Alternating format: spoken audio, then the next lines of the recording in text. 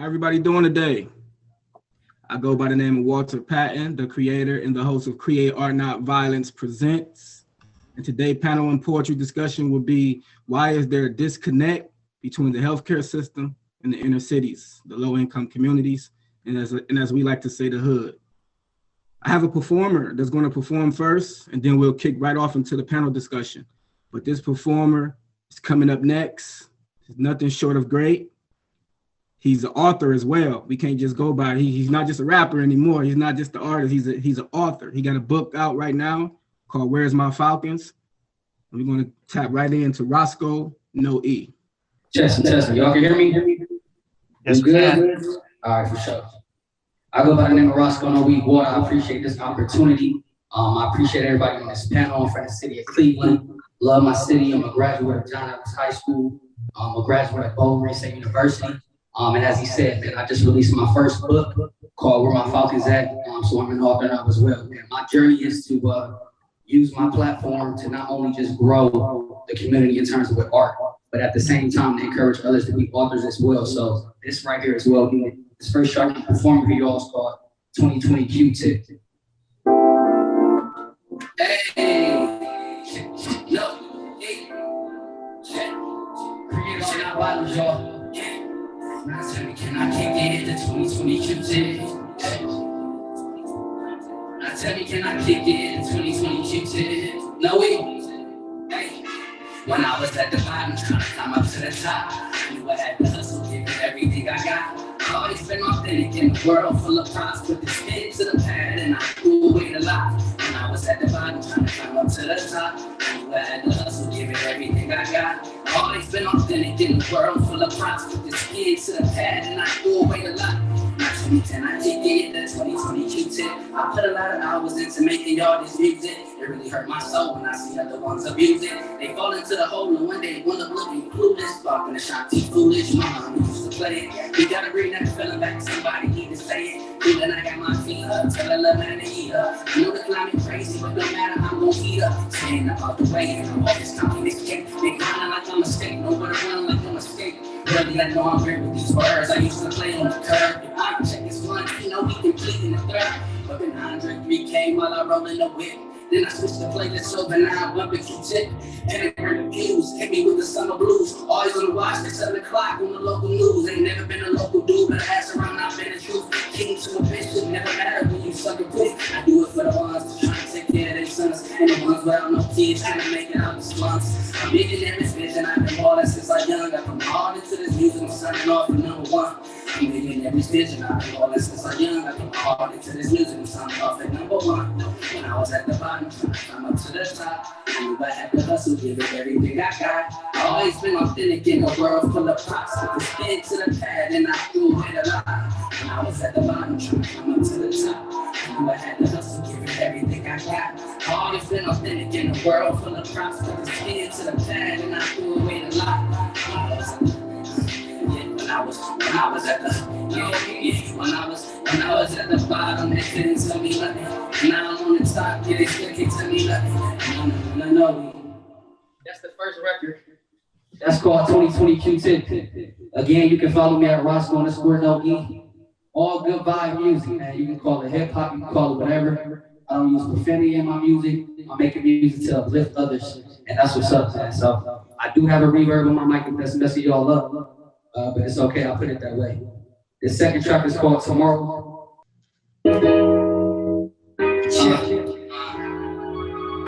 Yeah, you can find us on all platforms, Spotify, Apple Music, wherever you got. You can be here today, and go no.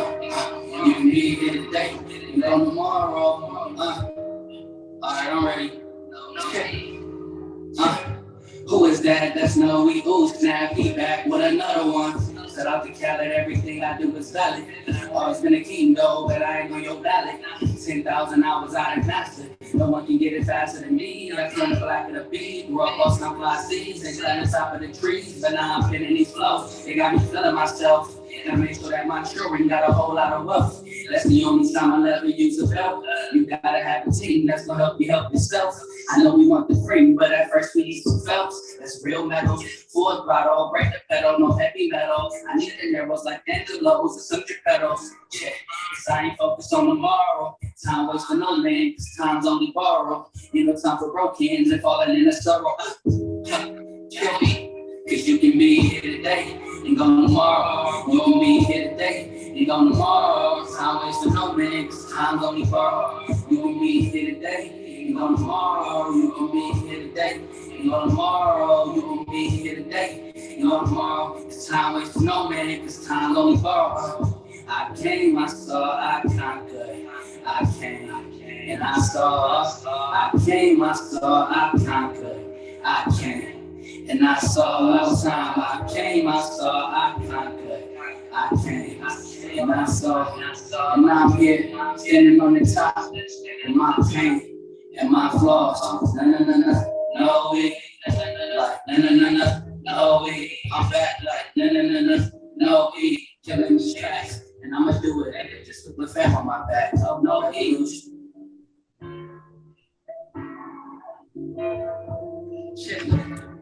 Shit. No, E. I go by the name of Roscoe. No, we all really appreciate the opportunity.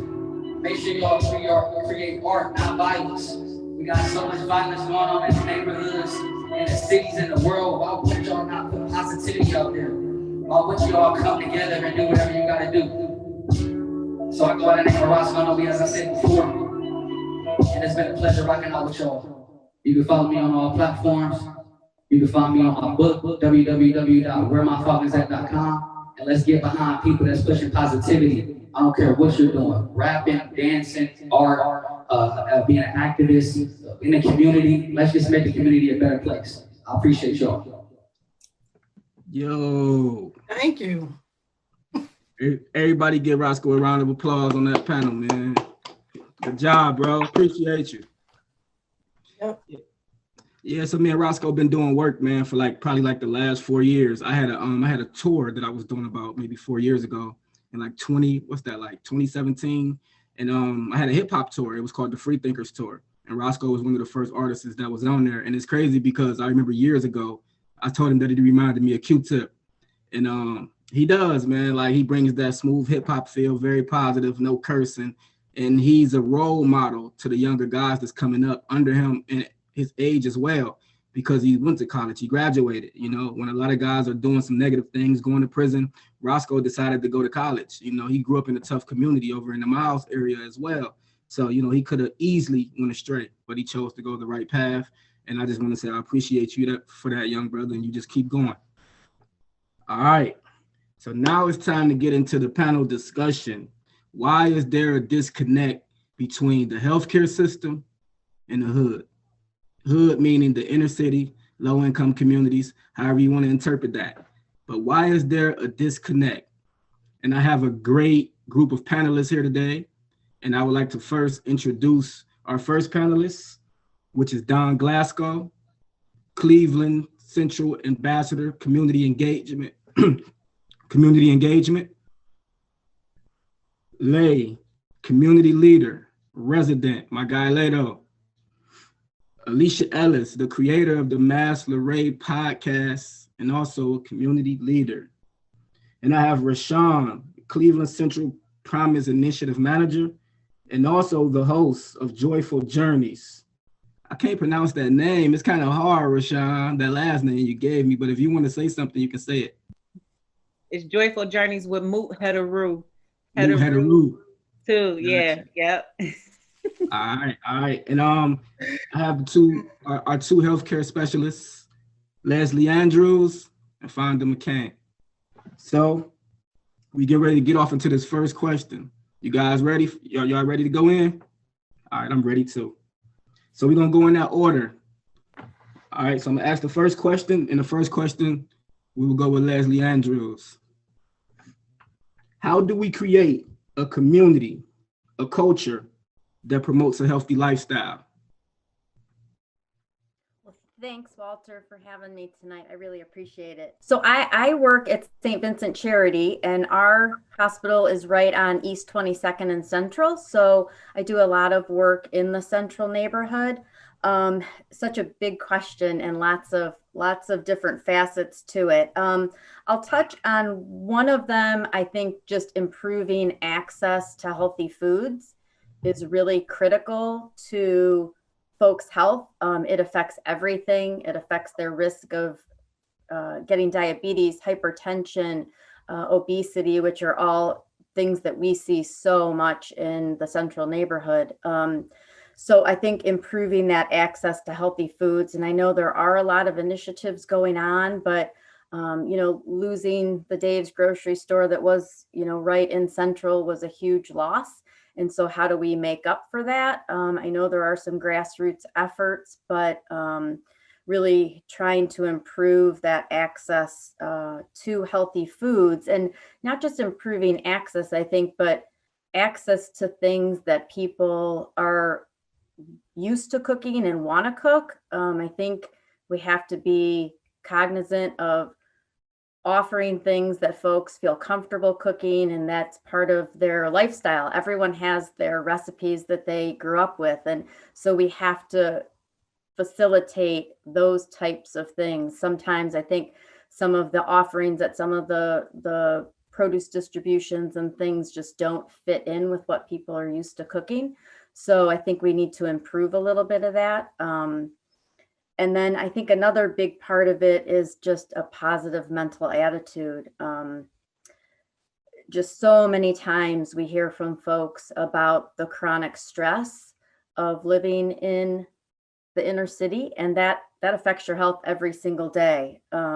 Places for folks to go to discuss those mental health issues, kind of working with folks to be comfortable to reach out to healthcare providers, counselors, knowing where to go to start that process. I think the mental health piece is so, so critical in developing that culture of health. Thanks, Walter. Thank you. Thank you. So, okay, Fonda McCain, you ready? Same question. Do you need me to repeat the question, or you got it? I got it.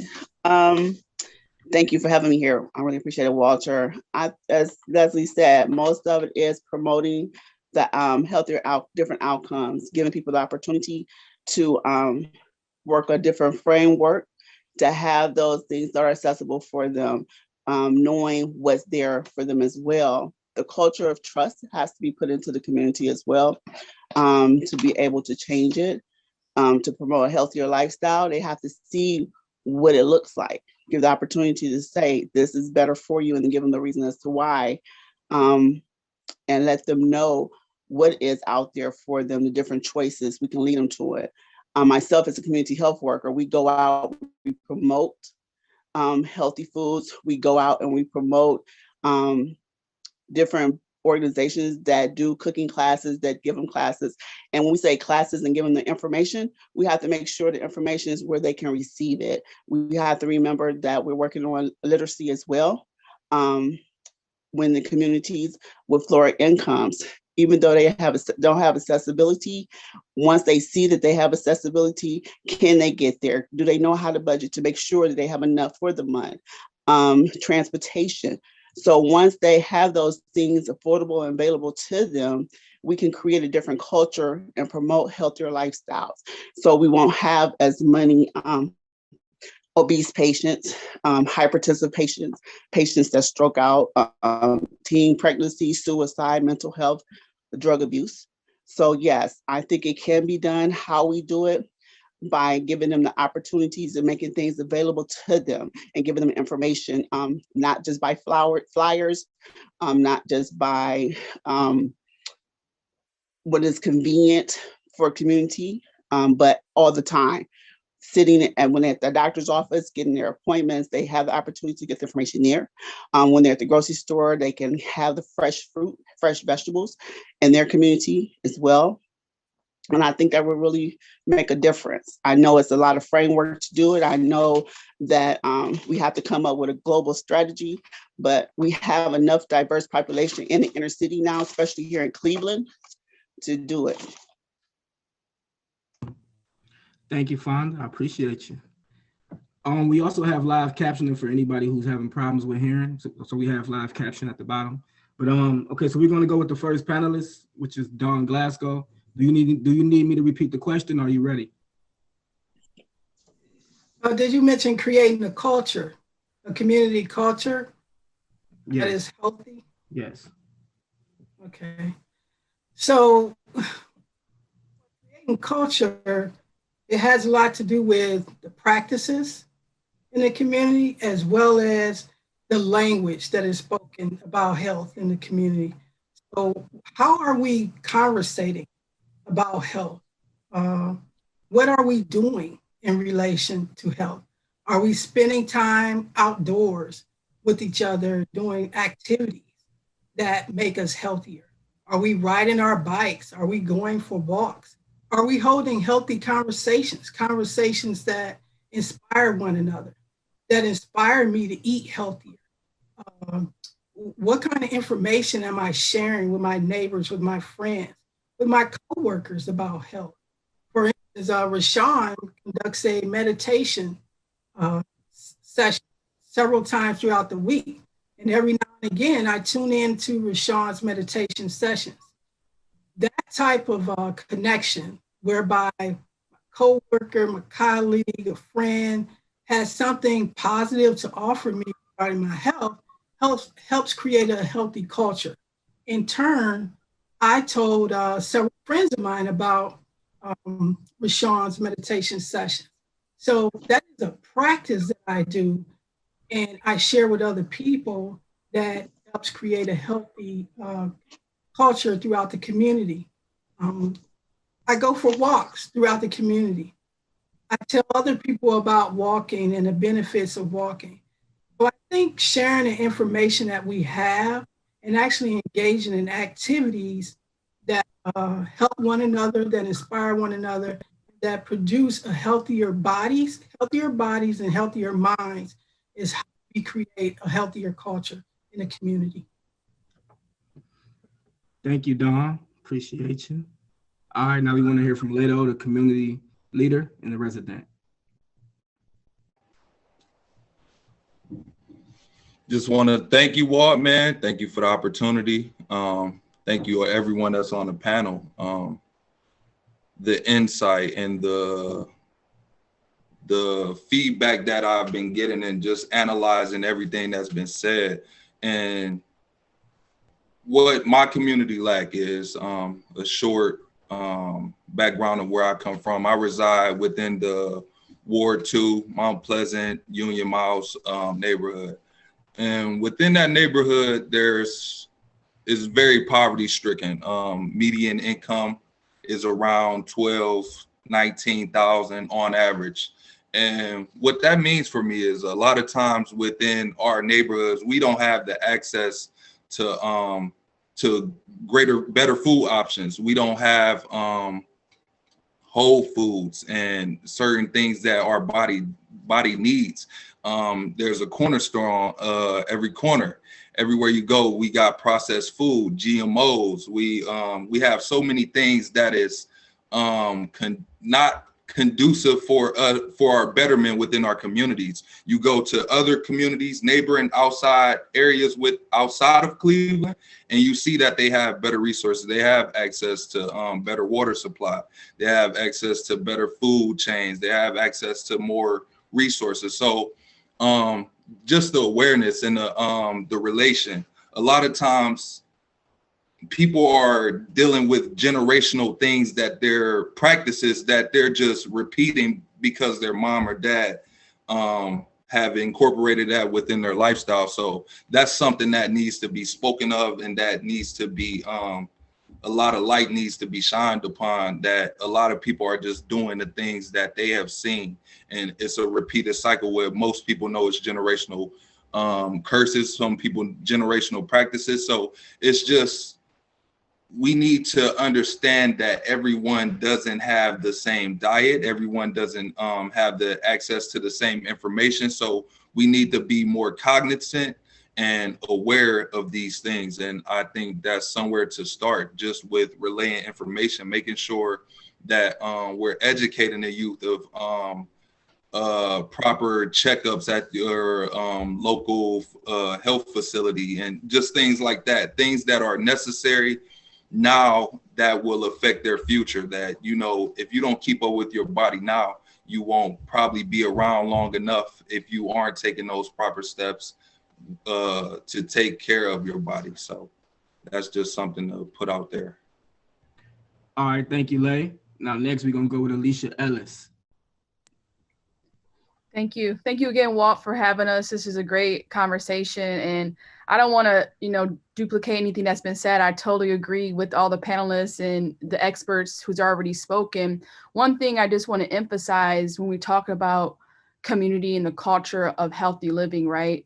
We have to be able to meet folks where they're at. And I know it sounds cliche and we say it so much, but we can't expect what, white society has pinpointed to be healthy living to bring that into a predominantly Black or brown community, right? We need to change the way that we approach this type of work and making sure that the folks that we're working with and serving and assisting, that they're also a part of the development of the practices that we're saying we're bringing into the community. And that's what we've been seeing, more with the work that Walt's doing, but there's so much happening in the city of Cleveland across east and west sides where community residents are becoming more vocal and more active in the decision-making process. And that's really what we need to see, because we can't continue to tell people what they need to do, right? We need to include them in the process of those things so that we can have the outcomes and we can have healthy neighborhoods and healthy culture and healthy populations. So essentially, what we're really seeing is, we have to be able to incorporate a healthy culture within the populations and those cultures that we're already serving. We can't expect folks to kind of cut away from certain living conditions that we have seen generationally, which are traditions in our cultures, right? In brown and Black communities, that's what we're seeing, right? Those are things that we love. So when we come in and say, hey, you have to stop doing X, Y, and Z, it's a culture shock and you lose people that way. So we have to really be able to design things with each other so that we can have those type of outcomes that we need to have so we can live long, healthy lives. So that's my input. And I just want to second everything that I already heard. Great responses. Thank you, Alicia. Appreciate you as well. All right, Rashawn. Thanks, Walt, for this opportunity. It is a privilege to be in this space with all of the other panelists. And I totally agree with everything that everyone just said. And I want to take it a step deeper, right? Alicia mentioned culture in Black and brown communities. Dawn mentioned being able to build community and how we connecting with our neighbors. Lado talked about what we are in certain areas or communities where we live in, what's like the corner stores, and that's all a part of our culture. So let's take it one step deeper and go to the family where our community first start, right? The household. So I believe if we normalize within our own culture, our Black and brown cultures, to talk about health and personal and individual physical health, I believe that will be able to permeate a healthy lifestyle within our community, right? Because we often think when you are connected to a community, you are connected to yourself first. And you got to know what's going on with you to be able to have influence on your circles or spheres of influence. So if I have something going on with me, I have to be comfortable enough to share that with those whom I love or I feel are part of my community, to say, hey, you know what? This has been my experience and I don't want this to happen to you. So let's change our healthy lifestyles, or let's change our lifestyles for the betterment of us all. But we have to normalize that conversation. When people are asking us how we feeling, how we doing, we're so quick to say, oh, I'm good, I'm fine. How many of us know somebody in our family with diabetes? or sugar, right? As we call it in our communities, that we don't know, well, they can't eat candy, or we got to keep a peppermint in our pocket or a cup of juice around them for them to remain stable. But what about how we can change our lifestyle in our family for them to remain stable? So we have to start with us first and then be able to share within our community at large, because we are going to, and it sounds cliche like Alicia said, but we got to start with us to be the change that we wish to see in our community. So if we are normalizing those practices, those conversations, then we can be the example to share light with our circles of influence to impact the greater good. So thank you, Walter. Absolutely. I thank you, Rashana. You said something that that hit home, and it was, we have to start with us. And the reason why I wanted to do this as the first conversation and the first panel discussion was because a year ago I was diagnosed with pre-diabetic as a type 2. And for 33 years I've been eating a certain way. You know what I'm saying? So it's kind of hard to change my eating, my eating habits, but I'm working on that. So starting with me was the most important thing. So that's why I wanted to start this conversation. So I thank you, Rashawn, for that. I thank all the panelists. I think we got a great panel up here. Y'all doing good. Appreciate y'all. All right, y'all got any last remarks before I go into question 2? I just would say I love that Rashawn is going last, because you're going to be able to kind of encompass all that we're saying and go a little bit deeper, because we all can't really hit everything in the short amount of time that we have. So I love that, the mindset that you already have in that health and wellness and that cultural piece, and rooted within your own spirituality. You're bringing us home with that final cap at the end. So that's great. I love that piece. Yeah, for sure. Any more before I go on to the second question? Y'all good? All right, question number 2. Does the environment play part in the residents' health? Does the environment play a part in the residents' health? And we'll start with Leslie. Yeah, I think definitely it's such a critical component of health, both your mental and your physical health. And I'll say that I have seen the healthcare systems better addressing this. I think over the past few years, healthcare providers have been focusing more on the social determinants of health, trying during their visits to assess for patients' food insecurity, housing, what are the barriers to good health? And all the social determinants of health are huge barriers. If folks come to an appointment and they have housing issues or legal issues, or they weren't able to get food this month, the diabetes appointment is useless, because they are focused on those issues. So I think that the healthcare providers are definitely aware of that, and we are trying to link folks to services.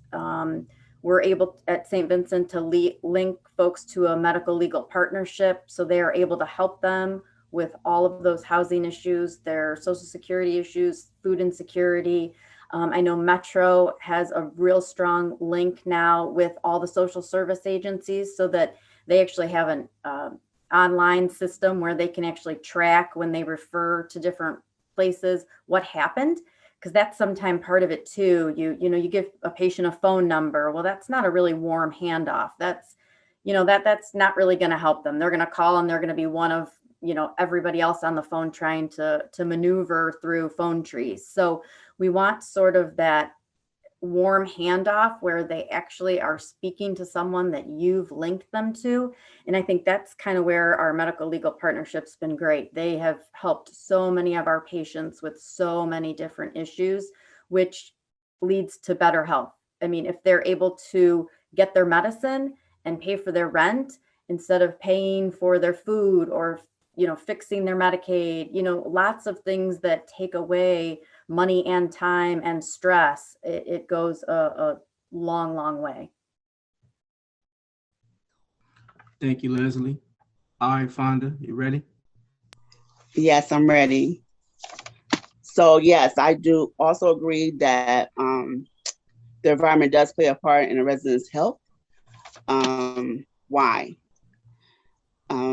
Leslie had a lot of good ones. A lot of them, she took even someone that I had, but even more so, if we take our community and our surroundings and our environment that we have and change the narrative, as the one young man stated, in the Mount Pleasant area, they do not have a lot of different grocery stores for healthy foods. However, on like 100 in some areas where they do have Aldi's does have some type of organic foods that even with the one, what's that, Edwin's, he's changing the narratives. He's doing cooking shows for children. So if we start with the kids, and from my understanding, they do it online, Zoom, and if he's a 4, he supplies the food for them. And just to have that child and parent interaction to do something good and something healthy, that in itself would change the surroundings and change the environment of what it will look like if we have better choices. It's less cost for them, so that's less worry about them needing food, how they're gonna pay for the food. Because again, that do play a lot. When you have the cost and the quality of food when you're trying to change it. So yes, if we have more availability, more resources, more knowledge of the resources. Sometimes the resources out there, we just don't know how to connect those dots. I think if we start intersecting versus working parallel with a lot of different things in the community, it would be much better. Do I need to break that down? No. Okay. And that's it for me. All right. I appreciate you, Fonda. All right, do you guys want Fonda to break that down? I think she did a good job. I think she did a great job, to be honest. Did a good job. All right. Okay, Don. Thank you. Okay. So does the environment play a role on the individual's health? Absolutely. I'm thinking about how every now and again I have to clear off my desk, because if it's too cluttered, I feel cluttered on the inside. And I feel like I need to declutter and get a little organized. It's important for one's environment inside the home, inside the school, outdoors, to be somewhere where they feel supported in order to do normal activities. For instance, when I go for walks, I want to feel safe in my environment when I go for those walks. In my home, can I study in a quiet area in the home? Can I go to bed at a decent hour at night? So those things, having an environment that is supportive for me to be healthy, for me to eat well, for me to exercise or engage in activities that support my mental health as well as my physical health. All of those things are important to help me grow, to help me show up as my best self, and to help me to be of service to other people. It's hard for me to be of service to other people if I am not in good mental health or in good physical health. When I was a kid, I wasn't really thinking about getting older and considering whether or not I would be healthy enough to ride a bike, to go for a 2 to 3 mile walk, to stand up and cook a full meal.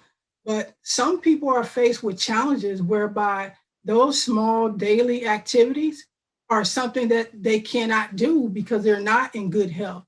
So when I think about an environment, whether I'm indoors or outdoors, whether I'm with family or with friends or at work, is important for whoever I'm around and the environment that I'm in to support me to be my best self so that I can show up in the world and live a full life.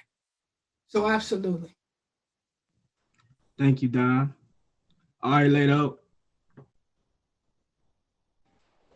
Okay, I'm gonna punch in. So I think it's very important that we consider, or just like for young people, I know, speaking for myself, I'm gonna just say speaking for myself, growing up as a young Black man within my community, I know that with certain barriers and certain things that were in the conditions that was in my community, I didn't really feel safe going up the street, or not even necessarily me. My neighbors didn't feel safe going up the street, to where a couple houses down from me, his neighbor was killed in his backyard. Next door to me, my neighbor was killed next door to me when I was only in the 7th grade. So it's like the mental health and the mental trauma that a lot of kids go through, they're not treated for, to where we're held to a standard that we're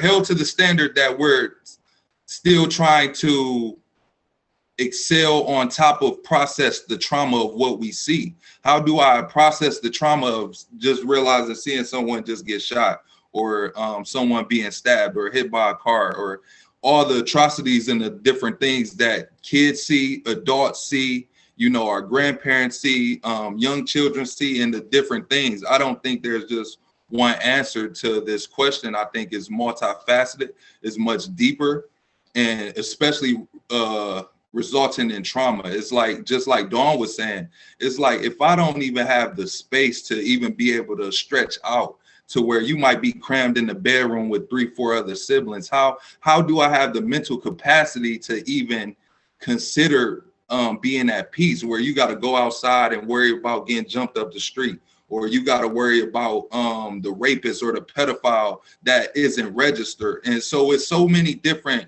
components and variables within feeling safe. It's like, I might feel safe physically, but am I safe mentally?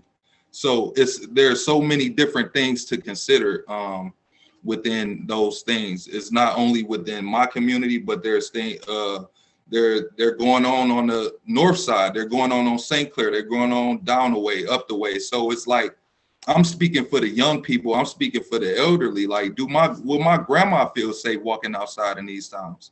You know, we read the news all the time where innocent people are struck by bullets, children are killed, and it's like, we have to be more involved and hold people to those standards. Is like, you know, we're not going for it. You can't come around here and shoot. You can't come around here and serve certain things. You can't give us bad foods. Like, you know, the same way suburbs have certain restrictions and certain standards, we should have those same standards within our community.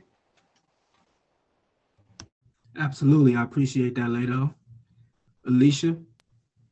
Those are great points. And it's really like that survival, right, that we know that exists in our communities. And one thing that's a popular phrase that I heard a lot growing up was like, you're a product of your environment. And that was always this like very negative, false reality that continued to get pushed in our heads from very young children all the way into adulthood, and then condition us to then move out, right? That was the whole thing. You make it when you're able to move out of the community that you were born into.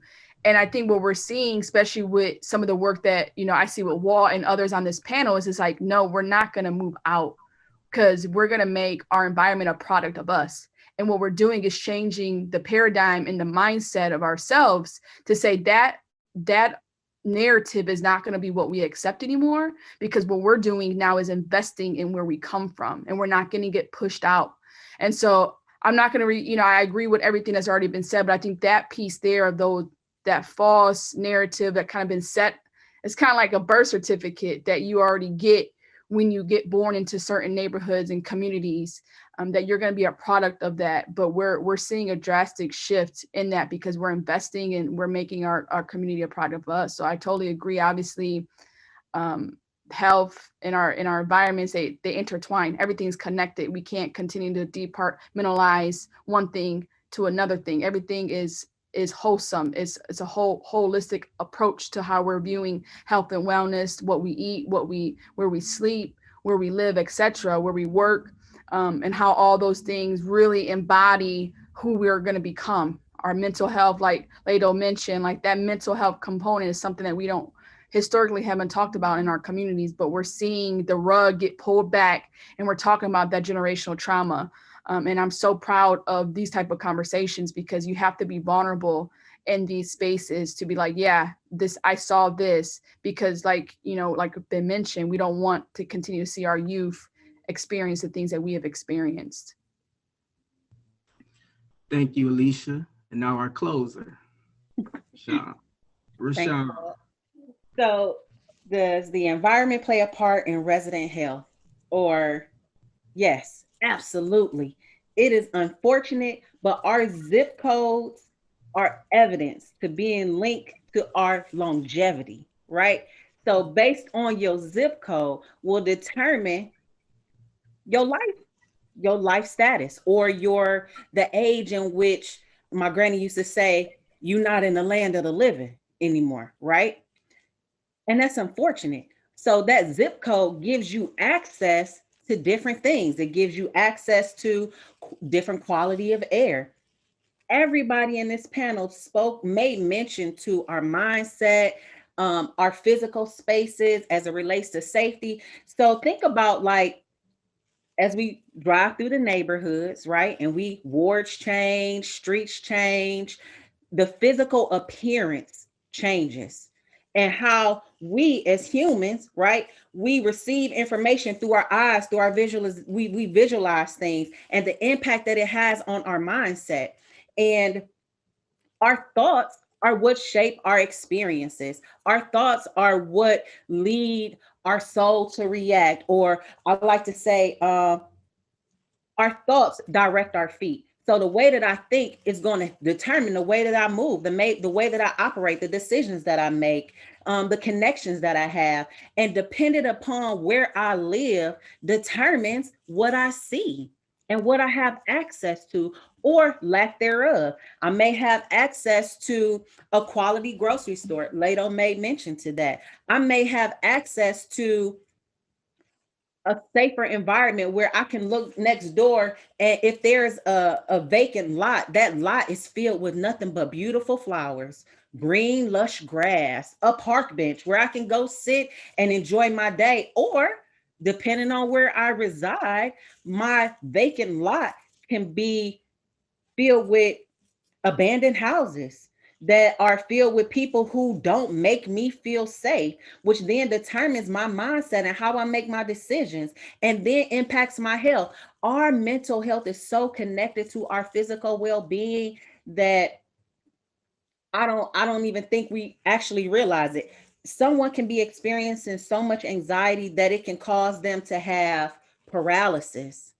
It can cause them to just really tap out of life.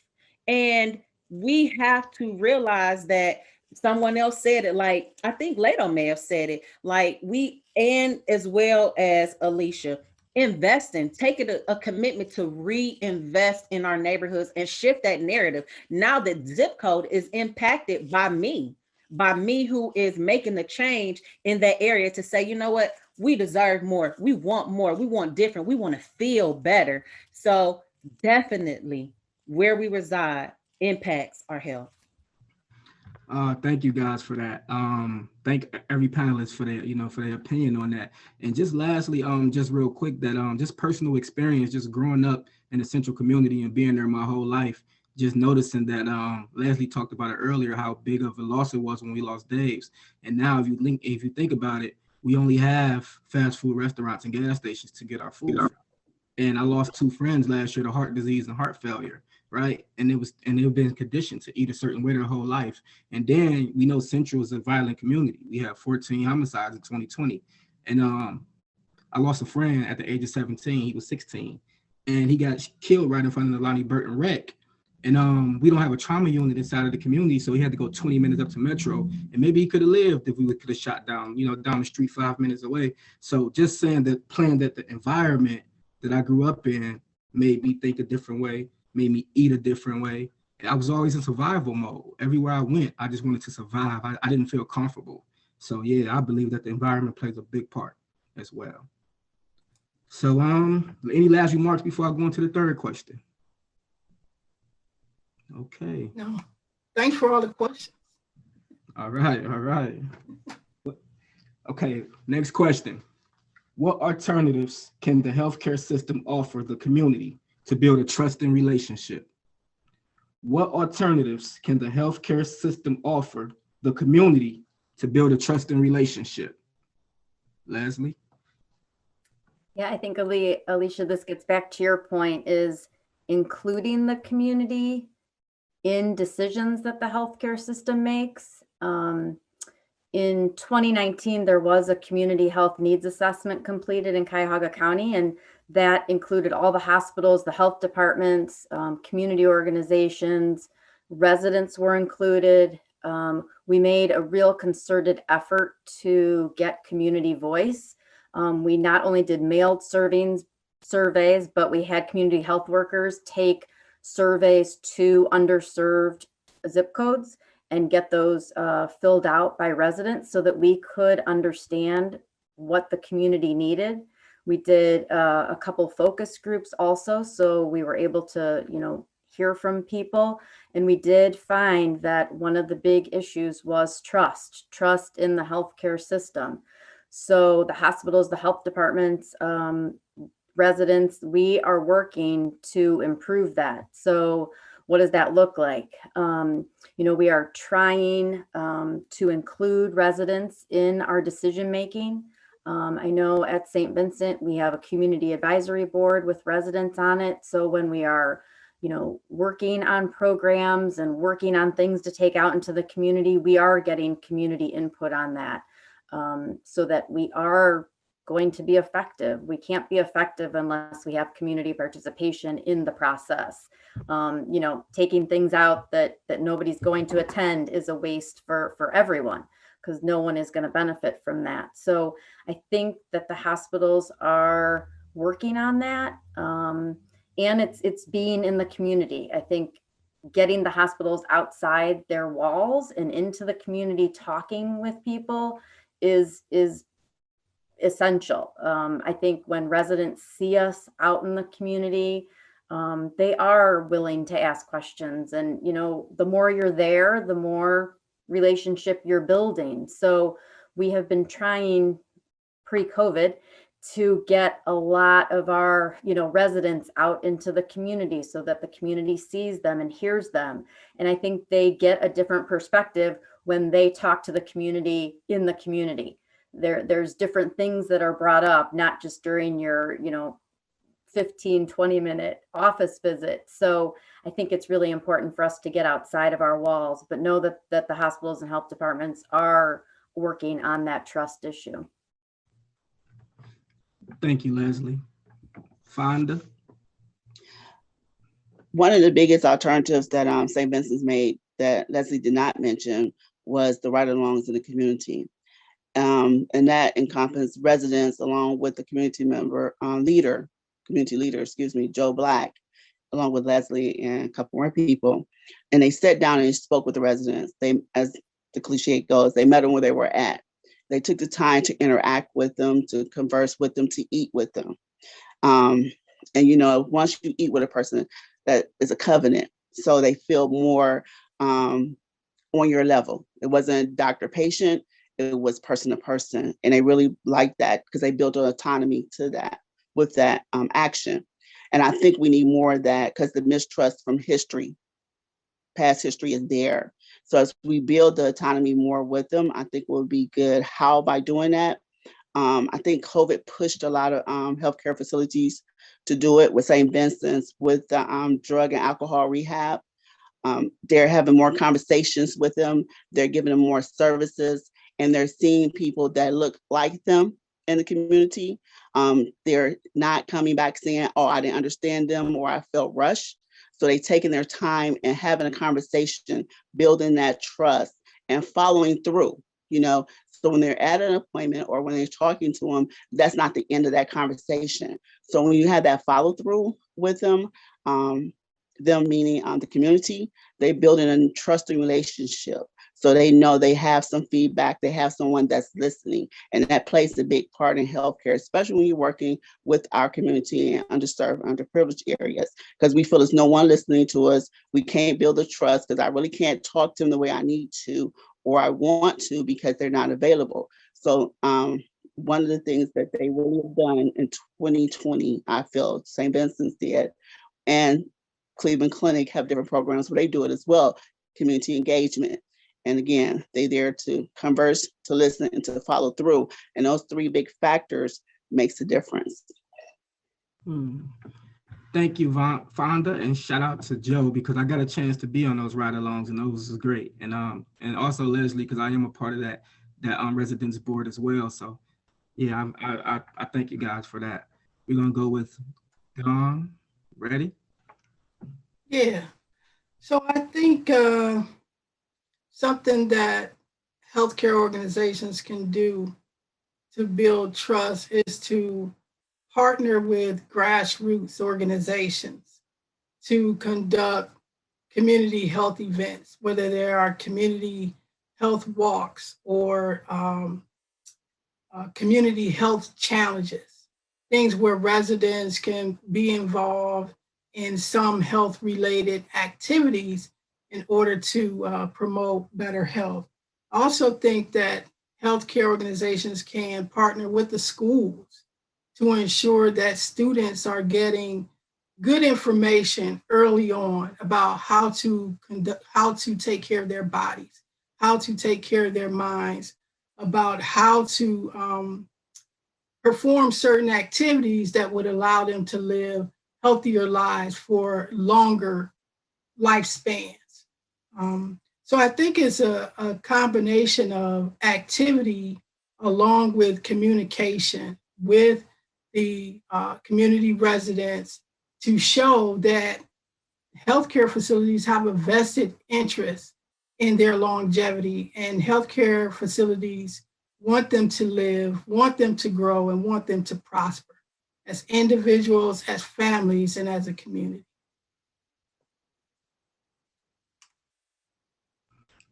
Thank you, Dawn. All right, Leto. Okay, so one of the things I think could that would be beneficial for the community and health care organizations is the transparency. And what I mean by transparency is just the education and knowing that as residents, there isn't some type of diabolical or alternative motive as far as the data that is collected, and that there's a confidentiality within the information that's told. So, and also realizing that people aren't just statistics. You can't meet somebody on a robotic basis as if they're not human. You get what I'm saying? You have to meet people on a personal level. And that means sometimes being transparent, as I mentioned earlier, is like, break people down, like get to know them personally, see their interests. Why do they think the way they do? Why do they approach certain situations the way they do? So that's something that I personally think would help bridge that gap within the community and the healthcare organizations with building that trust and relationship, and knowing that we can be dependent upon one another, knowing that residents aren't just strictly relying on the healthcare organizations, and healthcare organizations aren't just relying on themselves, but they can depend on residents as well to do their part with educating, making sure they're doing their process with funding and cleaning the community, letting people know about certain outreaches and certain what's the word? Never mind the word. Just certain organizations that could possibly help within the process of, just getting resources and just things that's needed within the community. And I think that's very important and essential, especially during these times, especially during times of COVID where people are shut in. A lot of elderly people, they really don't have family, so they might need someone within the healthcare field that their physician or their nutritionist, that they communicate with directly, whether it be bi-weekly or weekly, everyday basis. So just knowing that they can connect with somebody on a personal level that actually cares. So it's just knowing that I can trust you with what I share and you can trust me. I appreciate that, Leto. Alicia? Yeah, I had 2 points I wanted to make. One was transparency. Leto, you did a great job, so I'm not even going to touch on that. The other piece I wanted to bring up was kind of what Dawn was speaking about, in a sense of the resources that healthcare systems have, right? There's a lot at their disposal, and we know that they reach out to community a lot. And so how can healthcare systems do a better job in, providing additional resources, whether it's compensation? I'm not talking about a gift card. I think our community they're tired of getting gift cards at this point. A $25 gift card is not going to do much for anyone these days. And we have to be transparent in this conversation, because we're asking community residents who are living underneath the poverty line to come at your committee meetings, your board meetings, your community meetings, and we want to throw them a $25 gift card when folks in the healthcare system are making $70, $80, $100, $120,000 a year.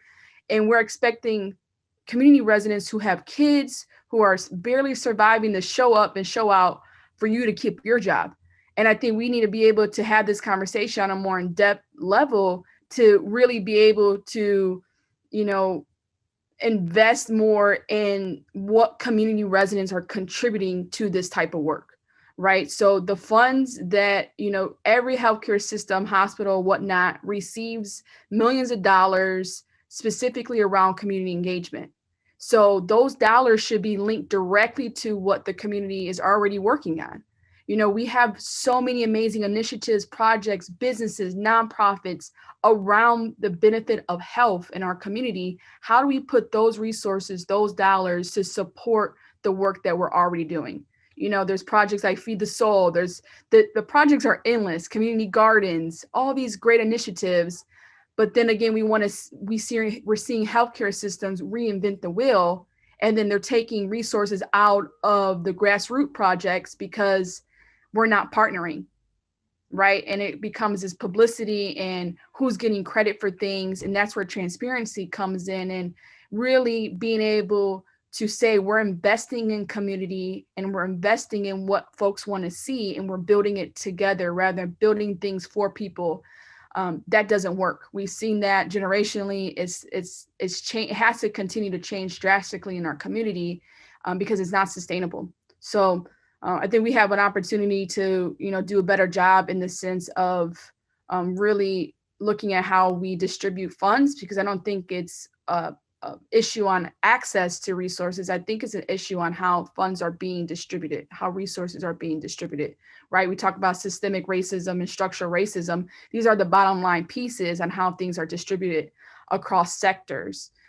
So I'll drop it there, because I'm very passionate about this piece of the topic, because we see a lot of our folks, including my own experience, we get burned out. And we get burned on the back end because you go in, you give ideas, and you think you're working with people, and it's just a partnership. Even if you have things in writing, you're a little fish in a big pond in those scenarios. And we've been burned, and this is where the part of the trust is, the lack of trust, the distrust in our communities, because we have been at the bottom too long, and we're standing up. Whew. Yeah, Alicia, I know what it feels like to be burned. I know what it's like for those organizations to come in and take residents' ideas. I know what that feels like. So I really felt that. And we're no longer taking gift cards, right? $25 gift card. All right, Rashawn, you ready? Yes. So I'm over here like, oh my gosh, yes, head nods, thumbs up, right? Because everybody has said a piece of what I'm thinking, right? Like, alternatives that can be offered are bridges. Lato said bridges, bridging the gap. But bridges being people. If hospitals, organizations show dedication by investing their time, their talent, and their treasures in individuals, by sending quality trained individuals into the community who are not just there for their 2 weeks, every 2 weeks paycheck, but they're there because they care about individuals, healthcare, but the community overall. From everything that everyone was sharing, there's some words that stood out to me, right? Helping people thrive, not just live, not just survive, because we talked about surviving, right? Let's pull ourselves out of survival mode and go into thriving. What does thriving mean? What does that mean for everybody, right? But having a community of people that are for solutions to help people thrive, right?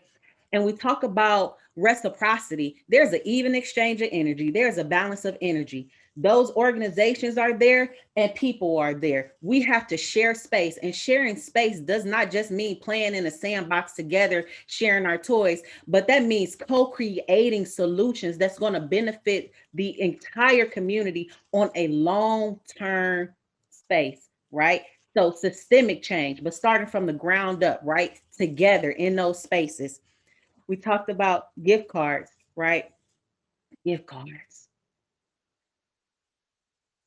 Gift cards. So I really, and me being a parent and being in an organization or a part of wanting to truly give honor to people's contributions. I can't say thank you enough to the people that I partner with. I'm telling Walt all the time, like, Walt, like, I'm proud of you. Like, oh my gosh, this is amazing. And I really mean that, right? Because I truly believe in giving people their flowers while they're alive, right? But how can you, there's something that goes beyond words when you're honoring someone as a lived experience expert, right? Like you're valuing them in a different way. We'll contract with consultants, and lived experience experts are consultants. So as Alicia said, there's budgets for this. We need to be able to access those budgets to provide equitable reimbursements, right? Fair exchange of energy, fair exchange of energy. And sometimes in systems, those things don't always happen in a very nice way. But we have to make sure, we have to be the ones to make sure that regardless of the system we're in, equity across the board for your thoughts, right? For your time, for your heart, for your passion is compensated. Thank you, Rashawn, and I appreciate all the support, the continued support that you continue to give me. Like right now, she's responsible for me being on this laptop on this Zoom. I was taking 1,000 Zoom meetings over the phone, and she like, "What? You need a laptop?" And she ended up bringing me a laptop. So I thank you for your continued support.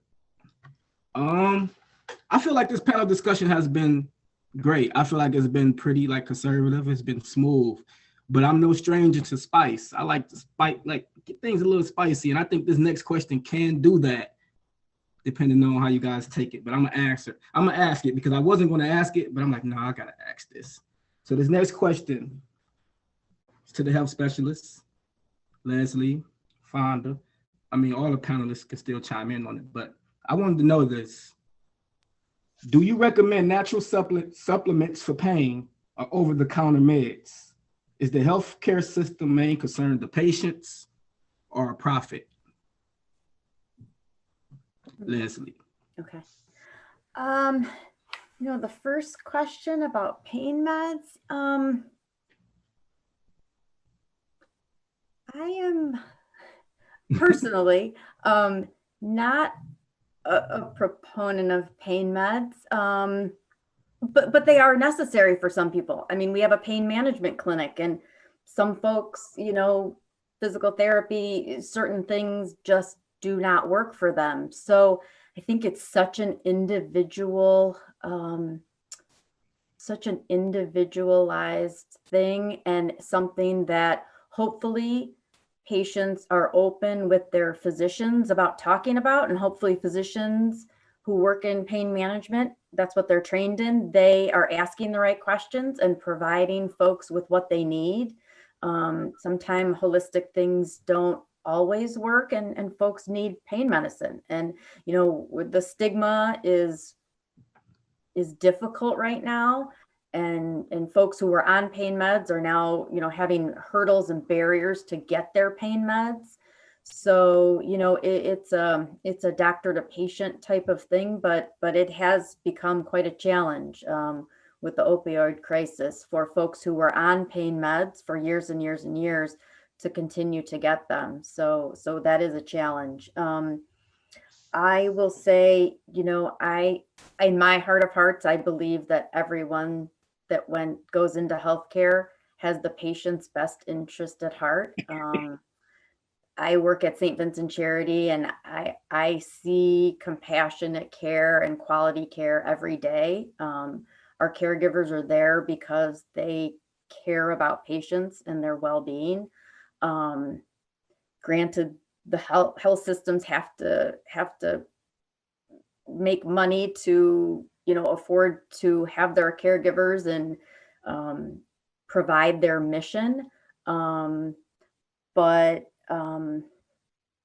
I truly think that providers are in it for the right reasons. They went into it to help people. I think that's their main focus. Now, are they always the most effective at it? Maybe not.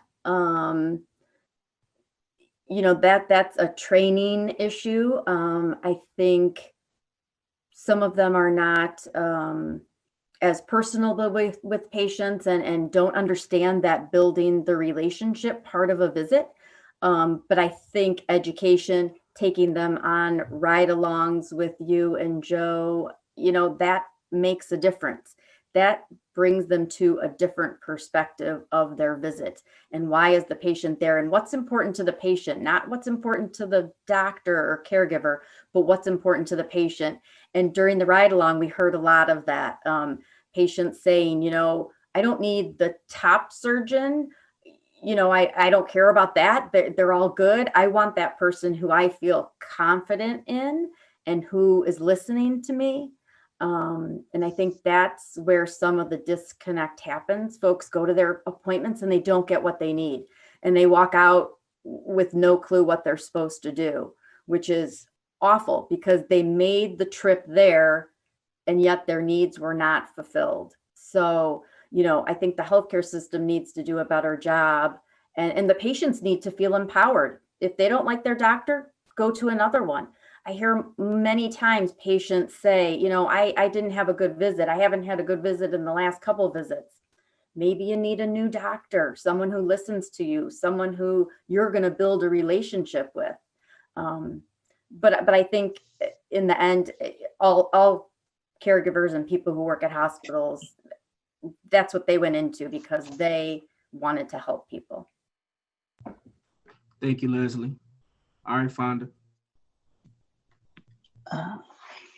Okay. Unfortunately, I can't speak on the part far as recommending natural supplements for pain. However, I can tell you, working with Fair Hill Partnership, that we do give alternatives with different techniques of exercising, meditations, massages to help reduce pain. I do think sometimes that it's necessary to take pain medicine. However, I do not recommend for patients to take it upon themselves and take over-the-counter medicines. I always advise them to talk to their physician first for a number of reasons. Ulcers, bleeding, medical conditions. It might even interact with the medicine they're taking from their physician that they already have. So that part, no, I couldn't recommend, but there are alternatives for pain that they should seek. And again, that's changing the narrative, changing the lifestyle, doing something different. Is the health system concerned with patients' health or health system profit? That's very interesting to me because I have seen a lot of good physicians through the healthcare system. I've been in healthcare for 25 years. I can honestly say one of the biggest fails for the healthcare center systems was trying to change healthcare for profit and not for care. And that's when a lot of the mistrust came about and the broken autonomy, because that's when the appointments came 15 and 20 minutes. That's when insurances started denying a lot of things, but unfortunately, the doctors get blamed for it. So with that, I would say yes, some of the system, some part of the system want a profit, want to see that profit. As we all, well, you may not all know, but the United States in itself, we have the most, we spend the most on healthcare in the United States as a nation, period. However, Cleveland Clinic becoming number 2 in the United States is not just on patient care, it's on technology, and we can look that up. So that really brings this question out to the public as if, what are we getting in healthcare? You are getting the best care, because without technology, we cannot improve our healthcare to our patients. Now, if the patient trusts the fact that they're getting the best care, it's a different question, but it does make a difference. Thank you, Fonda. I respect your stance on that as well. Don, so what we doing? We going to Weber's or we going to Rite Aid to get that over-the-counter medicine? What we doing? We do. Is we going to Weber's or we going to Rite Aid, Don? Is we going over the counter? Walter, I ran out of CMOS. Okay. So I take vitamin C, vitamin D, vitamin B. So I take a number of supplements, right? And I did have a moment, a period in my life where I was taking prescription medication for migraines. And I had one medication, took it for a little while, didn't work. It did work for a very short period. So I had to switch to another medication. Took it for a little while, stopped working. So I asked the doctor at Cleveland Clinic, I said, hey, I don't want to take any more medication for a migraine. How about a supplement regimen? What about that? She said, oh, sure. And immediately I felt a sense of trust with that doctor. And the supplement regimen that I use works. So I'm not taking some prescriptive medication. Do I advise this for everyone? Everyone's different. Maybe someone needs a different type of prescription or a different regimen. Do I believe medical facilities are in it just for the money? I'll say this, just like any profession, you have some people who give their whole heart to it, and some people who don't. That's just the way it is, whether it's education, whether it's the medical field, whether it's mechanics, car mechanics, right? Would I recommend someone with a broken bone to take care of it at home? No.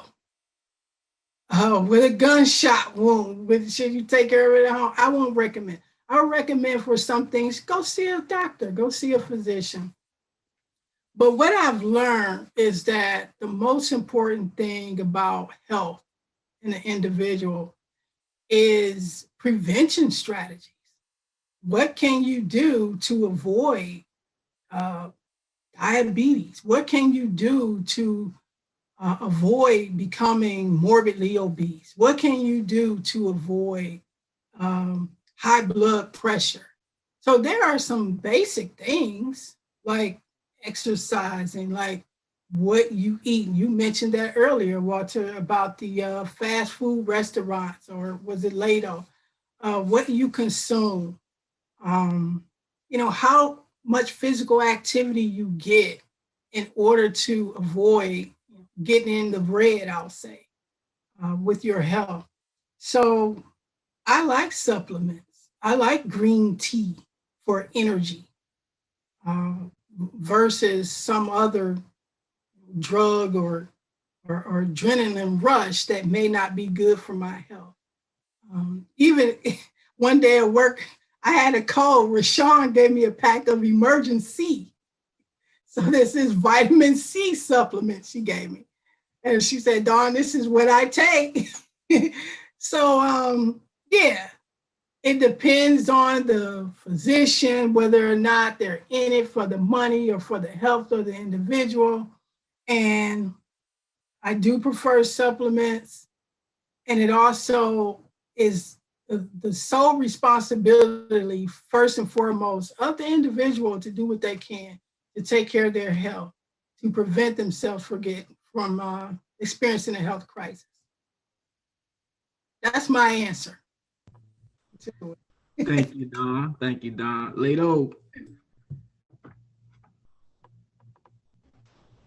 So that was definitely very interesting. And like Walt said, I consider this a pretty spicy question, and or a pretty juicy question, I should say, is because the reason I say that is because there's two different perspectives, and not rather there's one being right or one being wrong, but based upon my experiences within the places I've lived and people I've spoken to and just personal experiences within my own life, is like a lot of times within the medical industry or within the healthcare field, a lot of these companies are seeking monetary gain, and what that means from my perspective and my research is, will they really be honest? When I was talking about previously with the past question, transparency. Now, is there transparency as far as to say what is really best for you? And what I mean by that is the medicine that the doctor's office prescribed to you the best for you, or taking sea moss gel or Moca root or bitter cola or something that is natural within the earth, that comes from the earth? And like I said, I didn't say it before, but I'm no expert in either or, but I would personally prefer something natural. I would personally prefer to go out and bicycle or go out and play in the sun, play basketball, rather than be in the house being cooked by Wi-Fi waves or whatever it is. So it's like, as a kid, when a kid is 8 years old, you can't tell a kid that, first of all, most times people who are prescribing these kids, they aren't really within our community, and they really don't understand our perspective as far as, why is this kid so energetic? They don't know what he goes through at home. Is he even allowed? Do he have enough space to run around at home? Does he or she have enough space to run around at home? And the first thing that most physicians that I've seen and heard stories of, they want to prescribe a kid with give you some form of ADHD pill, and it's like, you can't do that. Especially without doing proper research and going through the steps of diagnosing that child. It's not only unfair to the child, it's unfair to their family, and it's unfair to everyone else who has to suffer the consequences or suffer the repercussions of someone being misdiagnosed. And there are a lot of misdiagnoses within our community. It's like, how could I focus, like I said before, when your mom might be an addict, your mom or dad might be struggling with some form of drug addiction. You might see people down the street struggling with addiction, whether it be alcoholism or some form of opioid, like Miss Leslie said, and they might be suffering like from the crack epidemic. Like the crack epidemic was heavy within the 80s and the 90s, and going further into the years, people still suffer from it. So it's like, one of those things is like, keep that same energy. It's like, don't try to diagnose me with something that you wouldn't diagnose your child with. Like, do I really want to take a medicine it'll be an ongoing and a reoccurring thing, that I have to take another medicine and another medicine and another medicine, and before you know it, you got a night drawer full of prescriptions that you can't even read, you can't even pronounce. Like Dawn was saying, she said, prescription after prescription, and it's like, I'd rather take the alternative route, whether that be my sea moss, whether that be me getting enough sunlight, whether that be yoga, meditation, and certain things. So it's like, there's a balance, because there's not always someone with some type of sinister agenda that's pushing like, yeah, this medicine is bad, this medicine is bad, I just want to make a check. But it's also those who are caught in the crossfire of trying to help, and unfortunately they catch the wrath of it, because due to past experiences of being burned from people trying to capitalize and monetize those things, it's bad for a lot of people. So it's just like, properly informing people and having that transparency of like, you know, everything doesn't work for everybody. Just like everybody don't have the same blood type. Everybody don't have the same diet. Some people can't consume meat. Some people can't be vegetarians, pescatarians. So it's doing that research and going beyond what is just asked. Like is going, just be extensive. Just go beyond as if that was your family member, as if that was your mom, that was your son, that was your cousin, your niece, your nephew. So it's like, keep that same energy when you come into my community, when you come or within our cups, within our grips. And, you know, when we have these type of experiences, we want to make sure, like, can I trust this prescription? I don't want nothing that you just gonna write off and get some form of compensation for it just because you wrote me a prescription for it. So it's like, I want to make sure I'm informed and I'm not just regurgitating what's been told to me as what's good, because that may not work for me.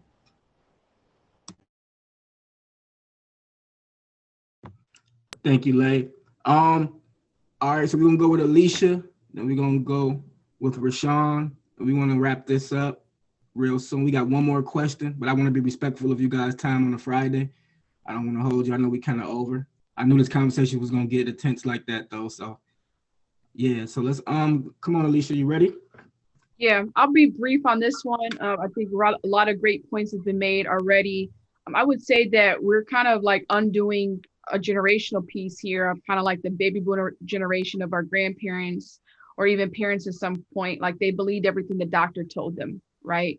There wasn't much on doing homework and research. Now we really don't have an excuse to an extent. Like we have access to a lot more information these days. So I just feel like my own personal opinion is to just do your own research, even if you ask the doctor or physician or someone you may even trust, a grandma or mom at the house, is just still do, you know, minimum research at the library, or Google search is always one of the most easiest, and figure out for yourself what are those side effects, or how can it contribute to your overall health. That's just my input on that piece.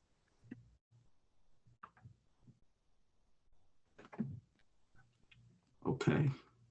All right, Rashawn. Thanks, Walt. So this is like a spicy question, or Lado said juicy. So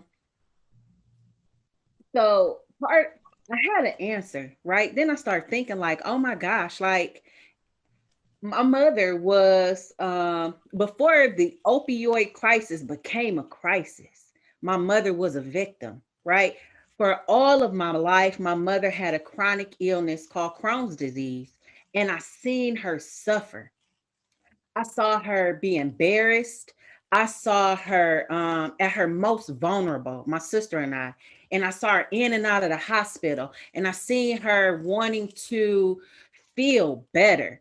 And what made her feel better were pain medication. And at that time, pain medication was not as evolved as it has become, right? So I seen her become, when Lado made mention of a night drawer full of prescriptions that you can't even pronounce, she had a plastic storage container full of prescriptions. Like, oh my gosh, like what is this? What is this? You know, and ultimately resulted in her death. And it impacted me so much. And just watching her, that, you know, I was like, that cannot be me. And a father who was impacted by the crack epidemic, I always had a stance on pills, medication, substances, but knowing that their physical health, again, was connected to their mental health, but their physical health had a trajectory where they needed some type of something to help them. I wish I would have known. They say hindsight is 2020. I was in a different space in my life, but I do believe in Eastern medicine, like mindful practices, meditation, supplements, herbal remedies, and you use them in tandem with your healthcare provider. Healthcare providers should be open enough to share in that real direct conversation. And if they're fearful of that, then I would question, like, hey, what's going on? Like, this is my health, my body. Let's co-create a plan for me of wellness, right? And let's have a real dialogue. And when you are in those spaces, to go into that second question, Walt, that you asked about medical spaces, or providers in it for the money or the quality of care, when you find those spaces where they are in it for the money, we have to galvanize. We have to strategize to say, you know what, this is not acceptable. My life is more than $1. My life means so much more to those people that I support, those people who support me, those people who I am close to. My life means more to them. So if you are not in this space to help me sustain and go back to that word thrive, then you don't need to be in this space. And how can we do that? Did we say the squeaky wheel gets the oil, or the voices of plenty get the attention of many? Finding people of like mind or organizations of like mind to help you elevate that's a concern. And this is not going back to Lato's earlier. He made a point about not allowing this within our community, being able to galvanize and say what we are not going to accept, but partnering and strengthening our voice, because collectively we're stronger than we are individually. Okay, thank you, Rashawn. Yeah, that was a question. Me and Adrian from Sisters of Charity, we went, we kind of talked about that. We went over that question. And I was thinking about not answering it, asking it, but I was biting I couldn't take it anymore. I wanted to ask that. But so this is the last question, and I want to, we're gonna wrap up here. I want to see if we can get like a 1-minute answer to this question. That way we don't take too long. I want to be mindful of you guys' time. But the last question is, and it had to be this for the last question, because Create Art Not Violence is not an initiative without kids. So the last question would be, what age should parents start being concerned with the way their children eat? Leslie.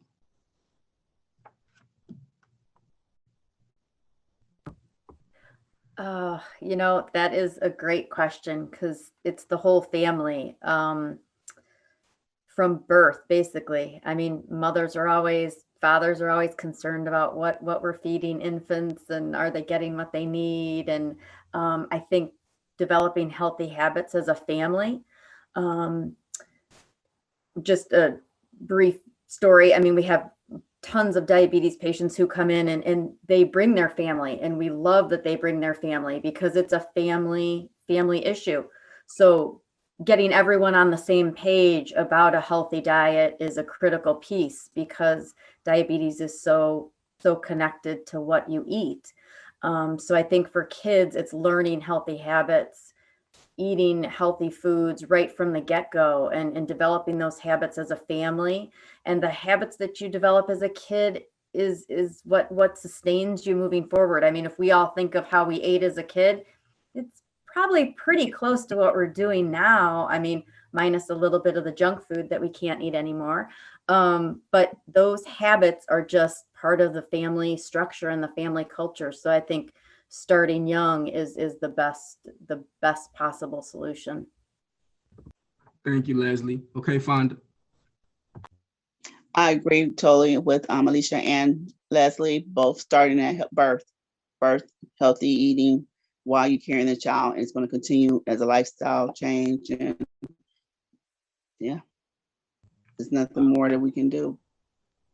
Thank you, Fonda. All right, Dawn. Hey, at birth, once the child gets into this world, make a conscious decision about the healthiest food that you can put into that child's body. Thank you. All right, Lay. I agree with what everyone else said at birth, but I was thinking even before, while conceiving, while the child is within the womb, that you should be considerate and cognitive within the things that you put within your body. to nourish that child. So yeah, at birth, I would say, and while, you know, nurturing and nursing that child. All right, thank you, Lay. Okay, Alicia. Yeah, I think this go back to I forgot who mentioned it earlier, but it starts with yourself, right? And so that goes to everyone's point here. Yes, with birth, but also within yourself, like Lado just mentioned. So I think we're all in agreement on that piece. All right, Rashawn. I was gonna say in utero, when that child, like Lay just said, when that child is within you and you are carrying that child, you are preparing that soul to enter this earth, and you have to establish some practices. And lifestyle changes take time. So as soon as that seed enters your womb, that's when you start. All right, y'all. There we have it. I want to give a special shout out to Roscoe Noe, our artist, our performer. I want to give a shout out to Dawn. I want to give a shout out to Alicia, as well as Rashawn, and also our health specialists, Fonda McLean and Leslie Andrews. And another special shout out to Moca for providing this platform. Walter Patton, Create Art Not Violence presents.